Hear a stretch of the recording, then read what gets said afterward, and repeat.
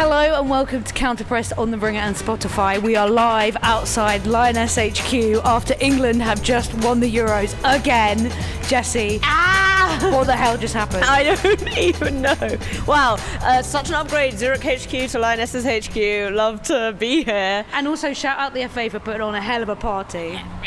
It's going till 3, I hear. So 3 a.m. we're going to be here. Thank you to the FA. Man, what a night. I went into it like very negative. Not even negative, I just was so convinced that Spain would be better than England and that they would win. Maybe not comfortably, but like get it done. But this team never knows how to quit, and it was the same again tonight. I mean, I thought they played really well. I thought it was probably England's best performance of the tournament, and when the penalties came around, I did think, like, I had in my Predictions League can confirm, that I thought if it went to penalties, England would win, because I just thought they had that edge over Spain from having done it before this tournament, previous tournaments. But Jesus Christ, I'm like, it's so weird. It's so weird, and I agree with you. I think that was by far England's best performance of the tournament. One of the best England performances we've seen probably since that Nations League game in which they beat Spain 1-0 at Wembley. And it was very much that blueprint as well. It was very much the blueprint. We talked about that in our preview, and it's not surprising that Wiegman looked to that. But that made it sound like she looked at our preview. No, sorry.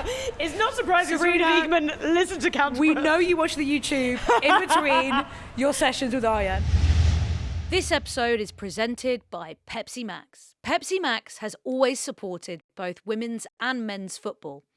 So to help make sure the next 50 years are as legendary as the last, they've made an inspiring film called Refresh the Game, featuring current stars like Lauren James and Leah Williamson, alongside legends like Pelé. Refresh the Game celebrates the unapologetic challenger spirit and talent of women's football. Watch it now on Pepsi Max channels. Pepsi Max, proud sponsors of the UEFA Women's Euro this summer. First of all, I want to just say I enjoyed that final so much. I thought it was a fantastic game. Even taking my England, fandom away from it, I thought it was amazing to see two incredible teams go back and forth and really go for it. I thought coming into it, it'd be quite cagey and it could be quite dull. Both these teams played quite dull semi-finals, I think. Obviously, Spain's was 0-0 for like huge amounts of time. England were like chasing that 1-0 deficit against Italy, but yeah, I was really impressed how it really felt like both of them, I think as a result maybe of knowing each other so well, knowing how they want to play, they were ready to like go for the jugular, but kind of work that neither of them managed to kill the game off, because I think England had those chances early on, first half an hour. Spain obviously take the lead, and then as the game went on, Spain probably had the better chances, definitely in extra time. I mean, Sam Paraguay should have put the game to bed, to be totally honest, but I really enjoyed it. Like, as a result of that, I thought it was really like lively, more than expected. The intensity, the tempo was incredible, the atmosphere was amazing. I'm with you. I think the first 20 minutes I thought, okay, England creating a lot of chances here. They don't take them, and then you start to think, are those going to be the moments that England... Because England do start well in games sometimes, maybe less so in this tournament, but traditionally under Wiegman we've seen them start really well in the first 20 minutes, half an hour, and then die out a little bit. And it was the same here, and I thought, okay, the switcheroo of Lauren Hemp on the right and LJ, who of course wasn't fit and had to come off at half-time on the left, having Lauren Hemp on the right was such a masterstroke, because she could cover the ground if Lucy Bronze did push up too high and overturn the ball, but she was also causing Olga Carmona all sorts of problems. That simple ball over the top, really effective. Russo laying it back, or Russo trying to cut in, Hemp as well. They have that period of dominance, and then suddenly Spain started to find their rhythm, started to find their flow, one-touch passing in and around the box. I mean, the way that they even set up their goal, it was such a nice goal. Maybe England could have done better on defending, but I think England were a bit unlucky even though. Like, you see them, again, this is what's so hard about the Spain team is you can play that quite aggressive out-of-possession thing, and on the goal you can see that. It's like, but if the ball lands at Spain's feet, which it does, there's a couple of tackles that go in and it ends up, then you're out of position, then you're cooked, and yeah, I mean, but that was a killer. I thought that was going to be thing, because England had been so, not dominant, that's too far, but like England had created the better chances, I thought, up to that moment. And then when Spain scored, I was like, ooh, I think we needed to score before Spain did, given how we played. But it's interesting how England's experience through this tournament probably helped in that didn't feel like they panicked at all, didn't feel like they were phased, even though you're like, oh, maybe they're tiring, blah, blah, but, they come out for the second half, they just carry on doing what they're doing. Obviously, Alessia creates that space. I thought Alessia was fantastic all game. I thought everything she did was amazing. The ability to not only turn and run, and that's not really the player she necessarily is, but like she did put Laya and Irena under like quite a lot of stress, I thought, but also then drop in. And then, she makes the space. It's probably bad defending. You texted me saying it was bad defending. The defending was stressing me out. I mean, I agree that Russo had a brilliant game. I was shocked to see her come off when she did. I thought that was a bit of a risk from Wiegman. I understand why she did. Yeah, but I liked it. I thought it was a risk, but I liked it. I liked it from an energy and fitness point of view, but I did think Russo was still looking like she could cause problems, and it just felt a little bit too early. Obviously, like Wiegman, this whole tournament, she lands on her feet and it pays off and it looks like a masterstroke. I think the physicality that Michelle Adjuman brought to the latter stages of the game, and just kind of having and again, fantastically mature. Yeah. Same as in that Italy. Just having the energy to see out the game and be smart defensive headers. She was really important defending some corners. But yeah, Russo had a brilliant game. But what rattled me with that defending is you've got Russo splitting the two centre-backs, which is classic centre-forward play, right? But they're honestly just like watching her float through, and you think, someone's gonna notice her. No, she's just floating through, completely unmarked. And then it was so weird because England hadn't necessarily created that much yet in the second half. So the goal felt like it came out of nowhere for me. Oh, totally agree. I suddenly thought, oh shit, it's 1-1. At half time, I was like, I'm so miserable, this game's over, we're losing. And this was even from the perspective like that I thought Spain were going to win, and I was like, wow. When you kind of copium yourself going into a game. So you're like, I know we're going to lose. Oh, I told everyone it's going to be 1-0 or 2-1. But then when you're losing, you're like, and I hate it. That was me. And then when we equalised, I was like, it was only 1-0. We've equalised, and maybe it's going to be okay. And it was okay. Yeah, but it did feel like it came out of nowhere.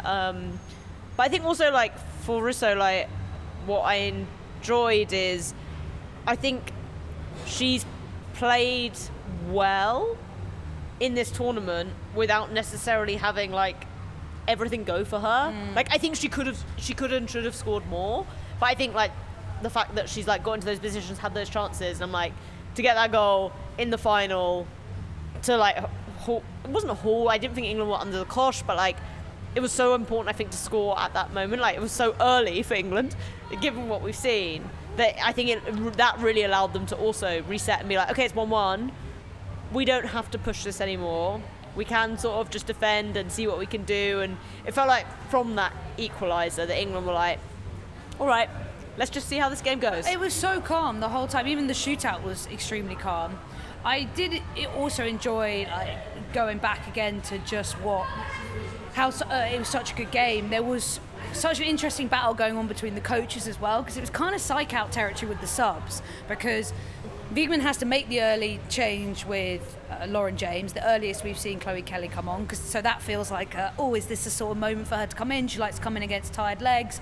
I think she had a fantastic game, not just because of the clinical penalty, but she did so well in everything she had to do. And as soon as because she came on just before the end of the first half, you could immediately see how much difference it made. And this is no shade on LJ, because I actually thought, even though LJ was struggling, she was tracking back so much. You could see how much she was trying to do, but it was just like when the ball was at her feet, like she didn't have anything. Defensively, she was putting in such a shift, and that's what broke her. But as soon as Kelly came on, when she couldn't do about a 4-yard pass to Russo, no. She was cooked. She was so cooked. This is quite tough to watch. But when Kelly came on, even in that sort of last 5 minutes, you were like, oh, you basically realised England had been playing down or winger. Yeah. And then you were like, okay, they do look quite dangerous now. They've got someone playing actually on the left. But then you have Adjuman come on in the 70th minute, and then at the same time, you've got the Tomei big dice roll when you got Pina coming on, and then not long after that, you've got Vicky Lopez coming on, Salma. And then you've got Salma coming on, and that is the point in which I thought, okay, these are, especially Pina, who we've seen score against English clubs, sorry Jessy, and score against England in the Nations League. Time. And she's a finisher. We just won the Euros. Can I have some Chelsea shirt? No, and she's a finisher. her, and I thought Vicky Lopez really caused tons of problems when she came on. Yeah. And Salma less so. Those are the moments where I thought, I don't know if England can compete with this attacking depth that Spain are bringing on right now against tired legs. And the extra time, I thought Spain were going to win it in extra time. Oh yeah, Spain should have won it in extra time. Yeah, they should have done. If I'm Spanish right now, I'm sitting there thinking like we fluffed our lines. But I got a bit rattled at this point. This is how I knew I was getting nervous, was because when Vicky Lopez and Salma came on, I saw a lot of people on like Twitter and live blogs being like, oh, the Spanish depth, it just like can't really like be competed with or whatever. And I was like, I thought Vicky Lopez was very good, but like Salma, I was just like... Salma was ineffective and... To me, it felt like people, and this is no shade, but like people who'd watched 2023 World Cup Salma thinking this was like that player. And I was like, I don't really, but I couldn't say anything because I was like, if I say anything, I'll drink it. She's had a poor tournament, but I thought Pina and Lopez. Pina is the player who creates something out of nothing. So England dealt with Pina well because they didn't allow her to do her cut inside move that she loves. They let Vicky Lopez take shots, and that was kind of scary. Lopez shots and balls across the box were making me shit myself. Yeah. And Salma should have scored. Salma had a tap in there on a plate. She's not been a killer, and I found it interesting that like, you know, we saw Michelle win Young Player of the Tournament, so deserved, but it made me laugh when it's like English people being like, oh my god, Vicky Lopez and Salma are coming on. I'm like, but we brought Michelle Adjumang on. I'm like, she's done far more at this tournament than either of those two players. Lopez was good at the start of the tournament, the group stage, but in clutch moments. No, not in those. So to me, it felt a bit like, and again, I get it, like you're nervous, blah blah blah, but I was a bit like, I don't think bringing on like, what are they like? Vicky just turned 18 and Salma's like 21. I was like, okay. I don't know. I think for me it was also the game state of tired legs and three less. I just think Salma's had a poor. But we have to give credit, you know, like Jess Carter coming back into Jess Carter, hell of a game, and actually team. Wow, was interesting, really interesting to speak to her in the mix zone because we asked her about the conversation when Sarina told her to start, and she was sort of shocked and just said, yeah, I'm going to do it, absolutely. And I said to her, because I don't know if you noticed this, because where the press box is, it's so great because you're so close to the bench, you see a lot of interactions. Her and Sarina were giggling all the time. Yes. So I asked her. I did notice this. I asked her in the mix zone. It's in my piece. That's how I can prove I said, what were you laughing about? And she said, it was really emotional actually. She said, I felt like I haven't been able to be my usual smiley self. That's who I am in games. And that in that moment I was laughing so much because Sarina had just told me so much information and we'd laughed about how she'd told me so much information and it was just information overload. So that was a nice moment, and I think it was very telling. We talk about England being relaxed. It was very telling to see her giggling as England were going into extra time 1-1 against the world champions and thinking, everyone looks really calm. Everyone looks so the only calm. time I didn't think they were calm, and I don't think I went over and told you this, but I was chatting to Charlotte from The Athletic when the penalty takers were being decided. Was this about Leah? Charlotte then told me this. Chinese whispers. Not just Leah, but you look at the two dugouts, right? You've got Spain, so confident, pointing, gesturing, blah, blah, blah, doing their little 1, 2, 3, whatever, so loud, so buzzy. And you've got a sort of bedraggled 8, 10 players on England, all looking like terrified, with people pointing and a bit of shrugging and a bit of... I felt like some of these players did not want to take a pen. Okay, so what Charlotte said to me was just before Leah took her penalty, Charlotte leaned over to me and was like, oh, Ian asked Leah about taking a penalty. I don't know, she must have amazing eyesight. I was not paying attention. Also, all the corporate people in front of me were standing up and I couldn't see anything, and then I had a fight with them, so that was annoying as well. But she was like, just before she took her penalty, that Leah had been like, yeah, I'll take one, but like hadn't looked confident. So in the mix and then zone, she missed it. I was like, ugh. In the mix zone, Charlotte did ask her about it, and she said, she sort of joked. She made a joke about it and said, "It's easy to joke. What do you want?" She said, "Oh, you want me to take one?" That was sort of the gags, All but right. it's hard to tell what actually happened. Well, I was actually surprised because when we were like, as it got to the end, I was looking at this team, and I was like, who the hell is taking a penalty? And I actually thought Jess would take one because she took a very good one in that famous shootout against Leon at Stamford Bridge. I was like, oh, maybe. So then when Leah was taking one, I was like, huh? because she was like very low down my list. Yeah. I mean, Neve was very low down my list, but her penalty was fantastic. Charles' penalty, wow. Neve Charles, Didn't know you had that in your wow. locker. And What I a did woman. ask Grace Clinton, were you going to take one? She said, yeah, I was ready. Well, she obviously wasn't because she wasn't on the 5. No, but like, if further they along. got it further along, yeah. Well, she didn't have to, but yeah, sure. But it was a random selection of penalty because it was like Mead, Greenwood, and Kelly were the obvious 3. and I felt for me that slip. Oh my god, what a nightmare! And also when that, because I initially was like, I didn't think it was a double touch, and it obviously was. I just feel like any time someone slips, it's a double touch. It always is. It always is. This episode is presented by Pepsi Max. In the last 50 years, the beautiful game has had more than its share of iconic moments, and Pepsi has been at the centre of loads of them with their iconic films. Now, Pepsi Max are doubling down on their support of the women's game in a massive way. Not only are they sponsoring the Women's Euro in 2025, they're also refreshing the game with their star-studded new campaign. It follows today's stars, Lauren James, Leah Williamson, Alexia Putellas, Caroline Graham-Hansen and Farah Jeffrey on a journey through time as they refresh some of Pepsi's most iconic footballing moments, from Pele's debut in the 1970s to Ronaldinho's beachside brilliance. This isn't just nostalgia, it's a statement. With record viewership, women's football is the fastest growing sport on the planet, and Pepsi Max is right there cheering on that growth. Watch the legends meet now on Pepsi Max channels. Pepsi Max, proud sponsors of the UEFA Women's Euro this summer. Initially, I went into the penalties being like, we're going to win on penalties. That happened, she retakes it, Cole saves it. I'm like, we're losing on penalties. But yeah, Neve and Leah, I wouldn't have picked them out of a hat to be I would have honestly had like Hampton maybe ahead. And to be fair, Greenwood, we've got to say... Greenwood, great penalty, obviously. I mean, to be honest, all of their mentality after what happened against Sweden, and I think you made the point earlier on that they actually learn a lot from that. And even speaking to Clinton in the mix zone afterwards, I said, was that your first senior penalty against Sweden? She said, yeah, I think so. And I said, what do you think you learned so much from missing? And she said, yeah, absolutely. Like, I'll never feel that bad again. Chloe Kelly talking about missing against Italy, even though she obviously scored the rebound, being like, I'm not going to miss 2 penalties. Did you hear that she missed 3 in training? Insane. But also, I mean, I don't know who she was taking those penalties against, but we've got to give Hannah Hampton some flowers. Yeah, we have to give Hannah Hampton some flowers. And the secret note on her sleeve as well. Under her sleeve, the TV cameras caught, but I didn't get a chance to ask her about it.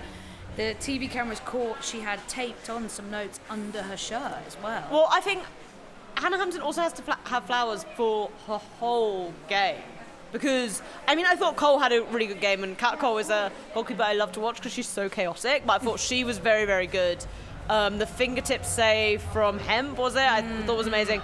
But yeah, I thought Hannah was also incredibly solid throughout the game, just kept everything really chill, made some very, very good saves. I think it's the Esther chance very early on. She makes gets a really strong hand on. And then the penalties, to save Mariona, to save Aitana. Like, Aitana I'm like less so because I don't really see her as a penalty taker, but like Mariona, I know she'd already missed this tournament, but like she is a good penalty taker. And actually, I didn't mention in the roll of the dice, I know Alexia's not the best penalty taker, but Alexia coming off was also a pretty bold move. Well, yeah, exactly. Like if you're thinking about that stuff down the line, I kind of understand why.